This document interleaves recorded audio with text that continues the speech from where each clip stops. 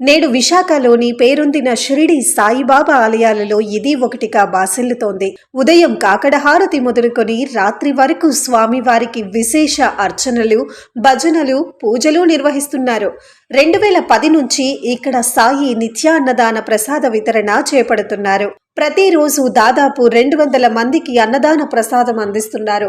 ఇక్కడ రాత్రి వేళల్లో కూడా అన్నదాన ప్రసాదం లభించటం విశేషం.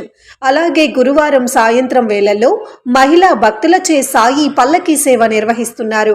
ఆలయ విశిష్టత, పూజల గురించి ఆలయ వ్యవస్థాపక అధ్యక్షుడు శేషగిరిరావు గారి మాటల్లో విందాం. సాయిరామ్ అండి, నా పేరు నోకం శేషగిరిరావు, వ్యవస్థాపక అధ్యక్షుడు. నేను ఈ మందిరం రైల్వే కాలనీ, విశాఖపట్నం జిల్లాలో రైల్వే కాలనీ ఉందండి.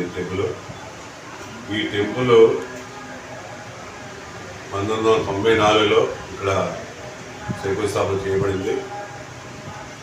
ఈ మందిరం అప్పటి నుంచి ఇప్పటి వరకు 29 సంవత్సరాలు అయిందండి. 29 సంవత్సరాల్లో ఎన్నో కార్యక్రమాలు ఇక్కడ నిర్వహించబడుతుంది. ఆ కార్యక్రమం జరుగుతుండగానే మళ్ళీ ఇప్పుడు 10 సంవత్సరాల నుంచి, అంటే 2010 నుంచి సాయిబాబా నిత్యాన్న ప్రసాదం మొదలుపెట్టడం జరిగింది. అది ఆ రోజు నుంచి ఈ రోజు వరకు కూడా స్వామి ఆశీస్సులతో ప్రతిరోజు మధ్యాహ్న ఆరతి అనంతరం మందిర ప్రాంగణంలో యాచకులకు కానీ, వ్యాపారాలు చేసుకోవడం కానీ, వృద్ధులకు కానీ, ఆకలి ఉన్న ప్రతి ఒక్కరికి సాయిబాబా అన్నప్రసాదం, నిత్యాన్న ప్రసాదం అందజేస్తున్నాం. రోజుకు 200-300 మందికి. లాస్ట్ టైం కోవిడ్లో కానీ, అంతకుముందు విద్యుత్ తుఫాల్లో కానీ ఎన్నో దేవాలయాలు, పెద్ద దేవాలయం కూడా భోజనాలు ఏర్పాటు చేయలేక స్థితిలో మేము ప్రత్యేకంగా ప్యాకెట్ రూపంలో అందరికీ అందజేయడం జరిగింది. ఎంతోమందికి అన్ని రకాలుగా ఆదుకోవడం జరిగింది. అలాగే ఇప్పుడు ప్రజెంట్ గత 3 సంవత్సరాల నుంచి ఇవి కాకుండా, భోజనాలు ఇవే కాకుండా మరలా విశాఖ జిల్లాలో మాల ధరించిన అయ్యప్ప స్వామి కానీ, సాయిబాబా కానీ, అమ్మవారి మాల కానీ, శివమాల కానీ మాల ధరించిన ప్రతి ఒక్కరికి గత 3 సంవత్సరాల నుంచి సాయిబాబా అన్న ప్రసాదం అందజేస్తున్నాము. అలాగే 2021లో 63 రోజులు చేసామండి.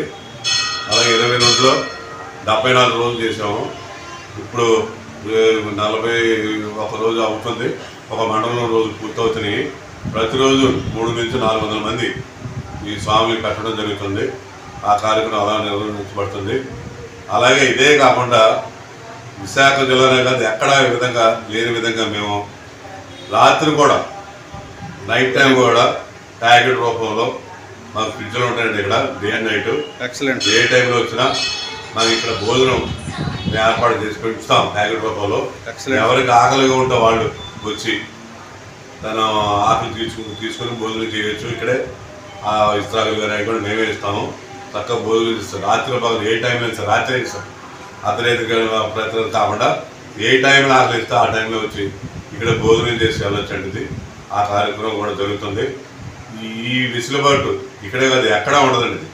రాత్రులు భోజనం పెట్టడం ఎక్కడైనా కూడా పగలు పెడతారు, లేదంటే సాయంత్రం టిఫిన్ పెడతారు. ఇక్కడ మాకు అలా కాదు. 2 ఫ్రిడ్జుల్లో ఎప్పుడూ స్వామి ఇస్తాము.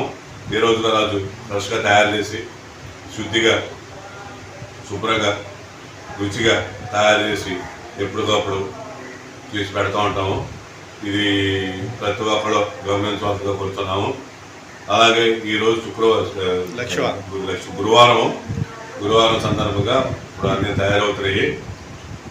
మళ్ళీ 1 గంటకి స్వాములకి 12కి రెగ్యులర్గా జరుగుతుంటాయి.